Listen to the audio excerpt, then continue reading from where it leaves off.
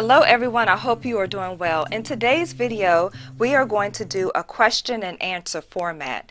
Today's question is from Gretchen Bailey Taylor, and she writes, Tonya plans. Haven't watched your latest video series walking us through the Franklin Covey Planner course, which was really awesome and so helpful. Thank you, Gretchen.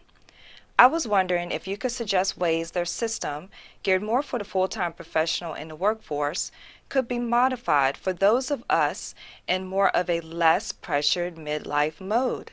Many of us have part-time jobs or are retired, no young kids to juggle, priorities moving more from the demands of a fast-paced full-time job to those related perhaps more to home and hobbies, grandkids, or things we like to do before we can't at some point possibly. Any aspects of the Franklin Covey planning system you can think of that could be modified to fit us midlifers? Thank you, Gretchen. That was an excellent question. You know, Franklin Covey and Franklin Quest products have been around for a number of years. And with that means that people have been using their products for a number of years. And there is a large age range of people using their products from young to midlife to older. I consider myself a midlifer or coming up on it. What's interesting about your question is I think that my answer does not just apply to midlifers, but will also apply to all those affected by the coronavirus pandemic, because we all are finding ourselves with less outside pressures now that a lot of us have stay-at-home orders. So my answer is going to help, I think, almost everyone looking at this video. So when I read your question on social media, the first thing that popped in my mind, and the answer to your question is, oh, by the way, all of the items shown in this video can be found on the Franklin Planner website. You can save money with discount promo code Tonya Plans. Now, my answer to the question, how do you plan when you have less going on, is this. It is sharpen the saw. My answer is sharpen the saw. In this video, I'm going to talk about what sharpen the saw means. I'm going to give you an example of sharpen the saw, and I'm going to show you how to sharpen the saw in your planner. So what is sharpening the saw? Sharpening the saw is a phrase coined by Stephen Covey and is talked about in his book, The 7 Habits of Highly Effective People. Sharpening the saw is habit number 7. Sharpening the saw. Sharpen the saw simply means preserving and enhancing the greatest asset you have, you. It means preserving and enhancing yourself. It means improving yourself, preserving yourself, and enhancing yourself. That's what sharpening the saw means. So that's what I think we should be doing during this time. We should be working on self-improvement. We should be making plans and making sure that we're deliberate about how we spend our time. There's a little story I want to read you from the book. I believe it's a good metaphoric explanation of sharpen the saw. Suppose you were to come across someone in the woods working feverishly to saw down a tree. What are you doing? You ask. Can't you see? Comes the impatient reply. I'm sawing down this tree. You look exhausted, you exclaim. How long have you been at it? Over 5 hours, he returns, and I'm beat. This is hard work. Well, why don't you take a break for a few minutes and sharpen that saw, you inquire. I'm sure it will go a lot faster. I don't have time to sharpen the saw, the man says emphatically. I'm too busy sawing. Now, a lot of times when people hear that story and it talks about feverish sawing, they equate the feverish sawing to the busy professional with multiple deadlines, raising children, and trying to do a whole lot of things without taking a moment to step back and make sure that what they're doing actually makes sense and aligns with their goals. Now, yes, I do agree that that's what the story is about, but, and I'm not a Franklin Covey expert, this video is not sponsored by them, I'm just a person who loves Franklin Covey products, but I would venture to say that story does not just apply to busy professionals. That story applies to everyone, as everyone fills their time with some type of activity. Whether you're as busy as a busy professional or if you're not, you're spending your time filled with some type of activity. That is metaphoric of the sawing action in the story. So how you're sawing, how you're spending your time, that's what we want to look at to make sure that we're taking a moment to step back and assess what we're doing, and make sure we're taking the time to enhance ourselves and to preserve ourselves. So I would say that those who are less busy, those who have less outside demands, this is an excellent time to take a moment and preserve yourself and make sure that you're exercising self-care. In fact, you should be excited about this time that you have. I am using this time to accomplish all those things that I had not have a chance to accomplish before because of other outside demands. Now I just want to take a few minutes and talk about the time matrix. I don't want to get too far in this because I want to stay on subject with sharpening the saw, but I feel this is so relevant to what I'm talking about. When we're assessing how we're spending our time, whether you are a busy professional or not, our time falls in one of these 4 quadrants on the time matrix. And remember, we want to spend our time in these top 2 quadrants, which are quadrants 1 and 2, on important activities.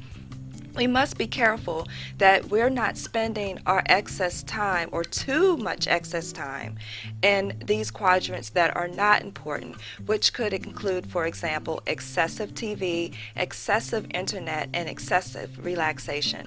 I did a separate video on the time matrix where I do it more justice, but I wanted to mention it. Now, sharpening the saw involves 4 realms. The realms are your physical. Now remember, sharpen the saw means to enhance yourself and to preserve yourself. And the 4 areas under that are your physical well-being, social and emotional well-being, your mental well-being, and your spiritual well-being. So I'm going to show you an example of how I sharpen the saw using my planner. In the Franklin Covey system, we use these weekly compass cards. So I'm going to show you how I fill this out.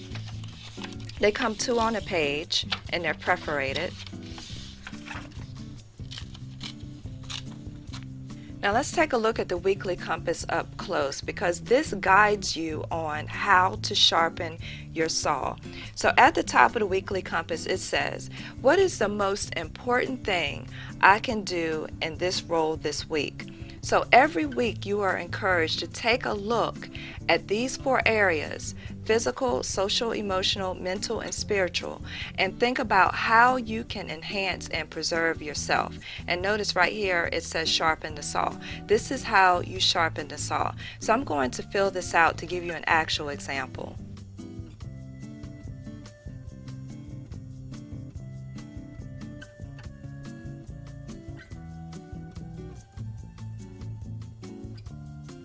So here's what I wrote on the weekly compass for this week. Under sharpen the saw, for physical, I wrote that I plan to go for a walk in the AM and the PM if the weather permits. Because of the pandemic, there are a lot of gyms that are closed, so I can't go to the gym, so I have to do exercise around the house. For social and emotional well-being, I plan to call a girlfriend. I'm really bad at calling my friends, and I plan to make sure I call one of my girlfriends this week. For mental well-being, I plan to meditate or do yoga every other day.